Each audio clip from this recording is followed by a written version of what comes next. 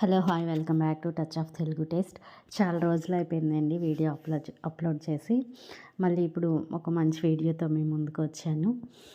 Egg curry అనేది village స్టైల్లో ఎలా చేసుకోవాలో ఇప్పుడు మనం ఈ వీడియోలో చూడబోతున్నాం.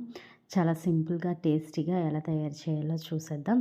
మరి ఇంకెందుకు ఆలస్యం చేయకుండా వీడియోలోకి వెళ్ళిపోదాం. ముందుగా ఎగ్స్ అనేవి బాయిల్ చేసుకోవాలండి. బాయిల్ చేసి పక్కన పెట్టుకోవాలి.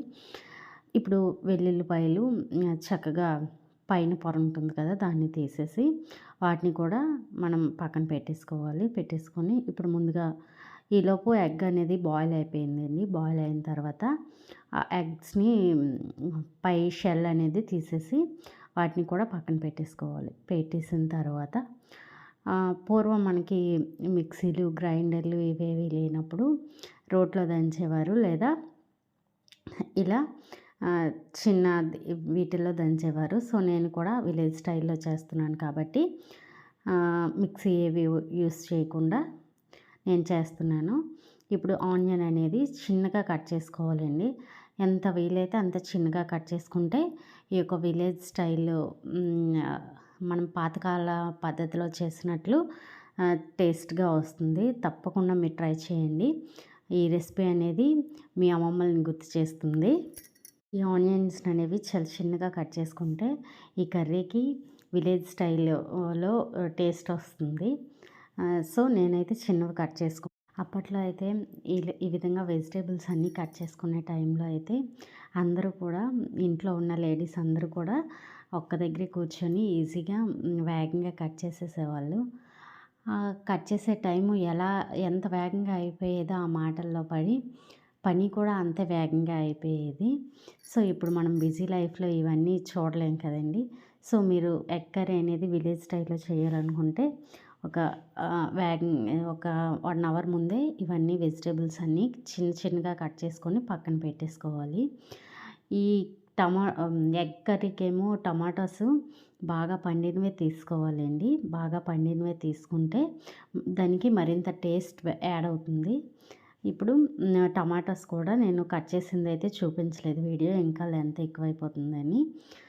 స్టవ్ ఆన్ చేసి ప్యాన్ పెట్టి ముందుగా మనం ఎగ్స్ని అనేది ఫ్రై చేసుకోవాలి.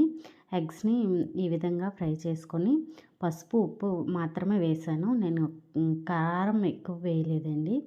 ఓన్లీ పసుపు ఉప్పుతోనే ఫస్ట్ ఈ ఎగ్స్ని అనేది డీప్ ఫ్రై కాదు కానీ లైట్గా మైల్డ్ ఫ్రై చేసుకొని ఈ ఎగ్స్ని అనేవి పక్కన తీసుకోవాలి.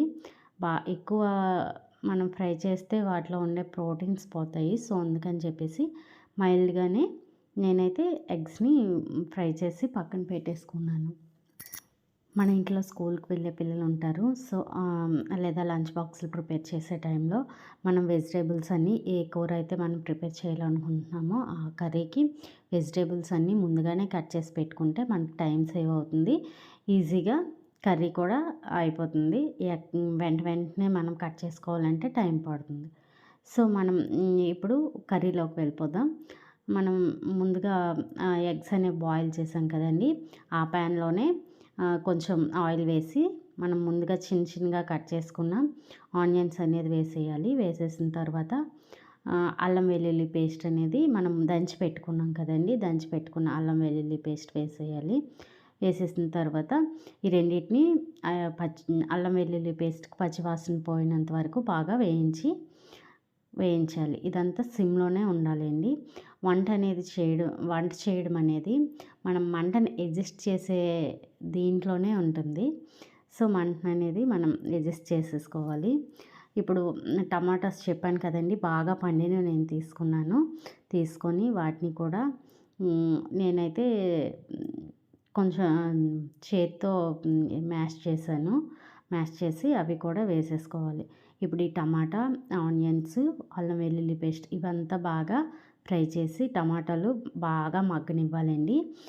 సిమ్లో అయితే వేగంగా కాకుండా స్లోగా మగ్గినా సరే కూరకి టేస్ట్ యాడ్ అవుతుంది.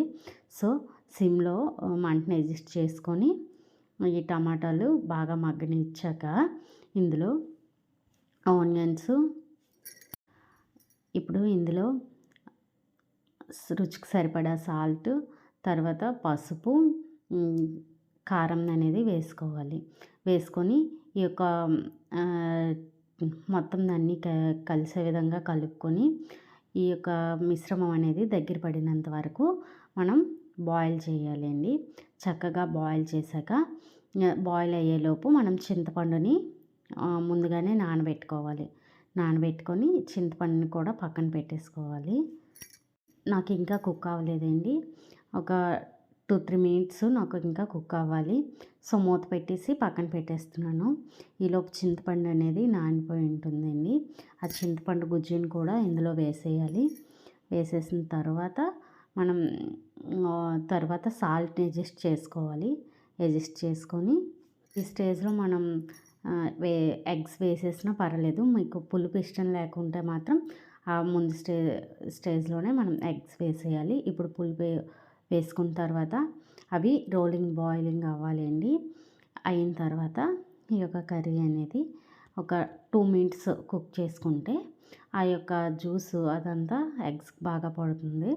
పట్టేసిన వెంటనే కొత్తిమీరతో గార్నిష్ చేసుకొని స్టవ్ ఆఫ్ చేసేస్తే మన విలేజ్ స్టైల్ ఎగ్ కర్రీ అనేది రెడీ అయిపోయినట్లే. ఇలాంటి మరిన్ని వీడియోస్ కోసం మన ఛానల్ని సబ్స్క్రైబ్ చేయండి, లైక్ చేయండి, షేర్ చేయండి.